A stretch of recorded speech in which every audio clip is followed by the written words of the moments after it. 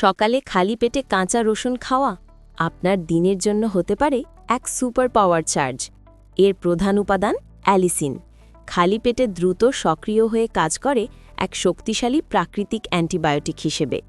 এটি শরীরকে ভাইরাস ও ব্যাকটেরিয়ার আক্রমণ থেকে রক্ষা করে, রোগ প্রতিরোধ ক্ষমতাকে করে তোলে বহুগুণ শক্তিশালী।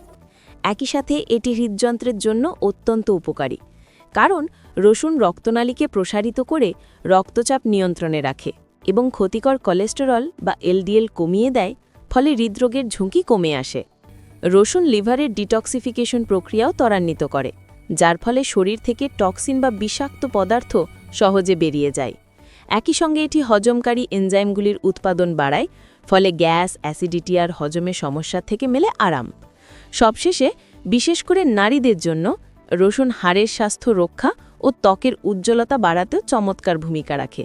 তাই প্রতিদিন সকালে খালি পেটে এক কোয়া কাঁচা রসুন আপনার শরীরের জন্য হোক এক ন্যাচারাল পাওয়ার বুস্ট।